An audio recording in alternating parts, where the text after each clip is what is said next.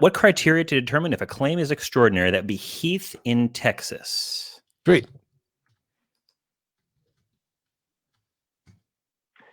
Hey, hello, man, Heath. How's it going? And Johnny.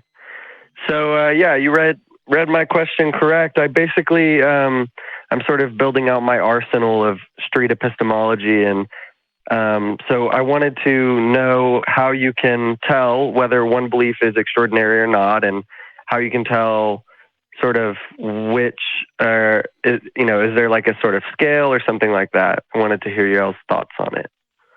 That's an interesting question. When I think if a claim is extraordinary, what I tend to think is, does this fit in line with what I have experienced in my years on this earth? Is it fit in the everyday? Sometimes we hear about scientific claims that seem extraordinary, and then usually it's backed up by research and data, and it can be explained in some regard. But as far as non-scientific extraordinary claims, like I don't know, a Coke bottle flies across the room, I would say that doesn't fit in with my everyday experience of the extraordinary, and then I want to know more, just as I would with a scientific claim. So that's my definition, I think. I mean, and it ever expands as science progresses. More things tend to become ordinary when we have an explanation for it. Matt, do you have a definition of an extraordinary claim?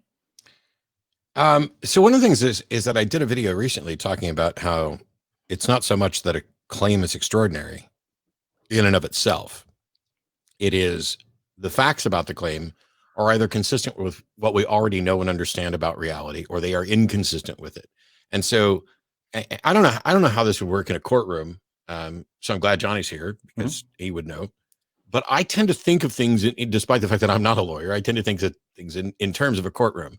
And if you were to make a statement in a courtroom where the opposition could object and ask that you offer some substantiation for that claim, if that's likely to happen, then I would say that that is a claim that is at least somewhat extraordinary. If you just say, it's like if Johnny's in court and says the sky is blue, nobody's going to demand that you provide evidence for that, or that gravity works, or that I don't even know. And so largely it's so the famous claim is that extraordinary claims require extraordinary evidence. And the thing is, all claims require however much evidence is required to warrant acceptance of that. And the only reason we point to some claims as extraordinary is because sometimes at face value and the available evidence, we already just accept something, and other things require a little more. So when you say I have a pet dog, it's not that you're making a claim without evidence. It's you are making a claim that is consistent with all the evidence. We know that dogs exist. We know that people have dogs as pets. We know that people like to talk about, hey, I just got a new pet puppy and everything else. There's everything about your claim is consistent with everything everybody already recognizes about reality. As a matter of fact, anybody who came forward and said, what do you mean you got a dog? Prove that dogs exist. I mean, we would look at them a little askew. And departing from that is where you start to get into extraordinary claims. And all we're really saying is that you're going to need to come with additional evidence beyond what we already know about reality for us to accept it. Yeah. So can I jump in real quick? Sure. So, Johnny, you talked sort of about how it seems like the extraordinariness of a claim for you is subjective. Does that sound like a good representation of your? I would say I have my own subjective experience, but I think that my experience of life is not really all that different from yours and Matt's in the day-to-day life. I go to the grocery store, I go to sleep, I wake up, I go to the bathroom, I eat, I see people. There's object permanence. There's trees. There's clouds. And these are all ordinary things that I see every day, nothing out of the ordinary. But when something out of the ordinary happens, I think that in order for me if there's a claim of something that's out of the ordinary, I'm going to want to have explanations that will explain it in a way that makes sense to me.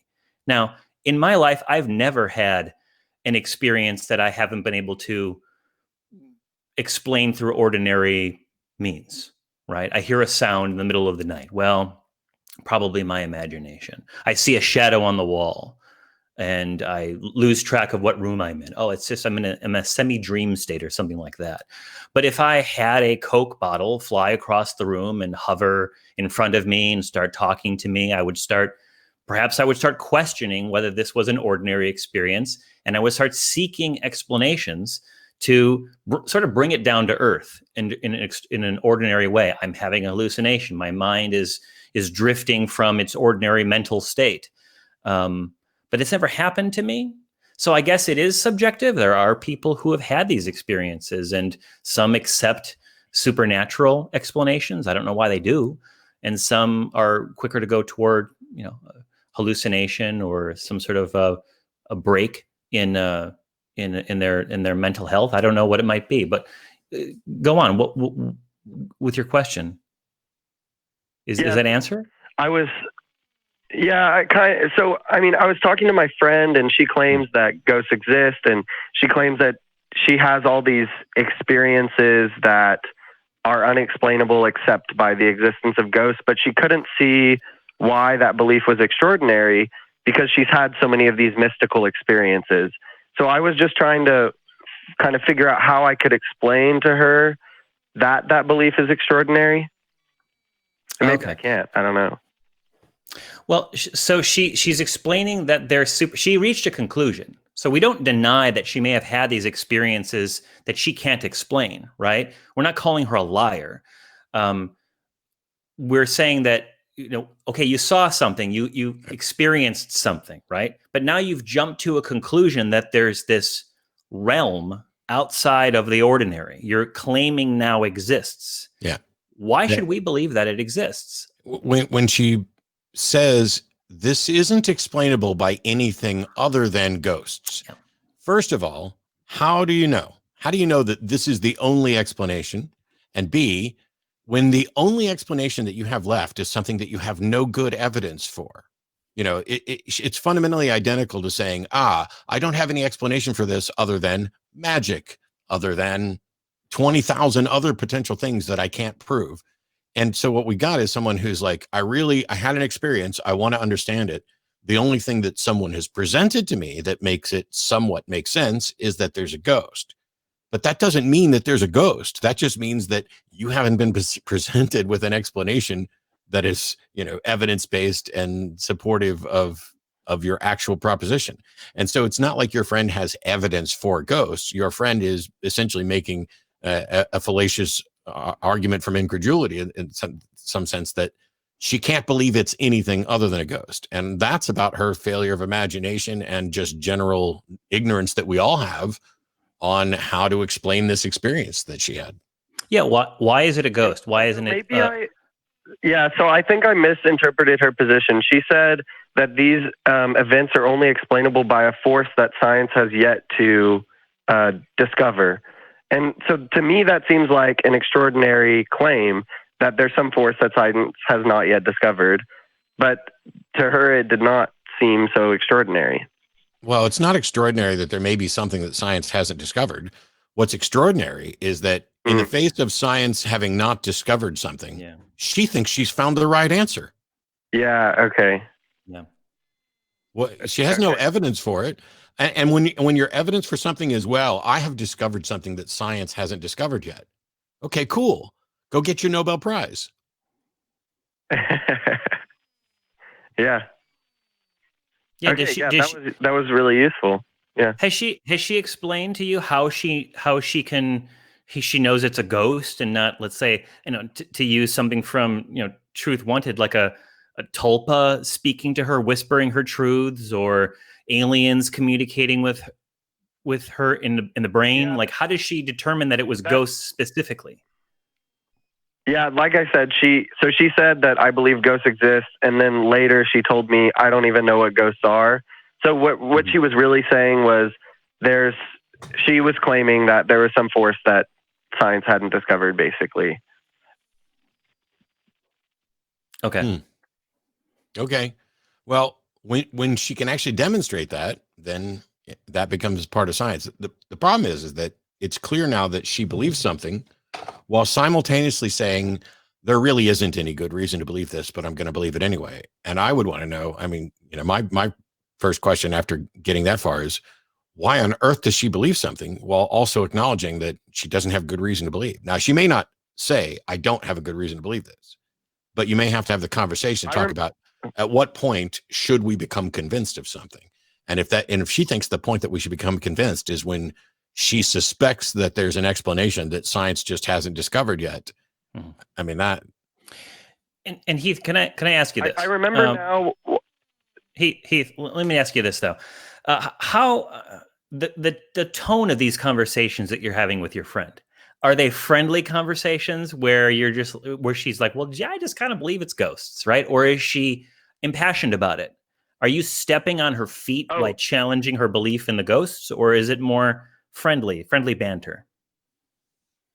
I was intentionally trying to imitate Anthony Magnambusco. I don't really know how you say his last name, but he's been on this show a couple times. So Anthony Magnambusco. Mm-hmm. Yeah. Okay, so using street epistemology techniques to try to elicit the level of confidence she has and the epistemological foundation for why she believes that, and she's been game for it the entire time, and she just enjoys the conversation. Right, yeah, and you're not hammering her every time you see her.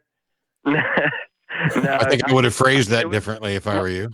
Sorry, Johnny. Yeah, don't hammer anybody unless they are fully consenting to hammering. But no, you're maybe can I?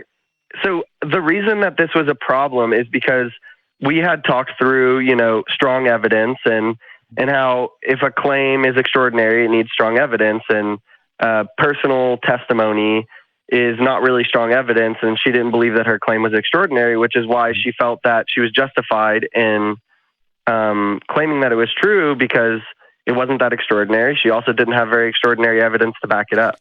Here's a tack you might take. There tends to be a tendency I've noticed amongst skeptics, non-believers in the community who they want to get that gotcha moment. They want to turn somebody in the conversation. They want to get them to just say, you're right. Everything I believe is nonsense. I give it all up. Right. Maybe don't think that you're going to win this with a direct attack. Maybe just talk with her about what constitutes good evidence. Bring to her attention other examples of extraordinary claims. In different parts of the world, they have holy men who can claim that they can levitate or they can live off of prana, or people who claim that they've been abducted by aliens, people who have tulpas, or people who have different kinds of supposed supernatural powers and what have you, right? Maybe bring those to her attention and have like a light conversation about like, well, do you believe this? And then examine why she does or does not. What would she need to see if she were going to start believing in being able to live off prana, which is some kind of energy that sustains your body and spirit without having to eat food? And then maybe showing her examples of how no one's ever actually pulled that off. They always sneak food in hotel rooms with hidden cameras and what have you. Maybe attack it collaterally, a collateral attack on that in a friendly way, and being very aware, having great situational awareness that there may be a point that your friend says, I don't want to talk about this anymore. Or reading the body language, reading the words, make sure there's complete consent in the conversation, because you don't want to lose a friend and you don't want it to become a personal attack. And that can happen. I'll say this. I have conversations with a really good friend of mine who's a Catholic. And the more ACA stuff I do, I don't really share this work with him because I don't want him to feel like I'm attacking him as a person. I think he's a great guy. He's a good friend of mine. And we just, he'll text me questions about miracles or, issues about, eternal punishment for finite crimes and stuff like that. And I'm always ready to stop the conversation and switch to video games if I need to. Because I know that over the long haul, if we keep on having these conversations and I keep coming back to a reasonable position and talking about the ordinary things in life, to talk about, you want to buy a car, what kind of evidence would you need to trust that this is a good purchase? Okay, very good. How about buying a home? Okay, how about, going outside during certain weather phenomenon? What would you need to know to see if it were a safe thing to do? And then now let's talk about, the mysteries discussed in the Bible? Do you see how there's a qualitative difference between the kind of evidence you accept to determine whether you want to go out during a hailstorm versus whether or not you believe that something happened thousands of years ago? So there's something here, and I'm hoping this makes it clear, because we've kind of danced around this a bit. Yeah. And that is the notion that it's not at all extraordinary to run across people who believe in ghosts. It's not at all extraordinary to run across people who believe in a God. It's not extraordinary to think, someone believes they encountered a ghost. What is extraordinary is that someone should be right about the ghost. That the claim ghosts exist and are real, and I have detected one, is the extraordinary claim. It's not at all extraordinary that someone could believe something. That is separate from whether or not the thing they believe is actually true. Mm-hmm. Okay, well, yeah, everything you guys are saying I just started Peter Boghossian's book, so everything y'all are saying is exactly, it's good. It's what he's saying too, so it all makes sense. Cool. So yeah, thanks. Keep it friendly, Heath. Just you're exploring the world together. You're exploring the known and the unknown as best you can, and the most important thing about this is keeping a dialogue open and staying friends, and maybe help guide someone toward a more skeptical view of the world, which is I personally think is more grounded in reality. Yeah. Okay. Sound good, Heath? Cool. All right. Yeah. Thank you, guys.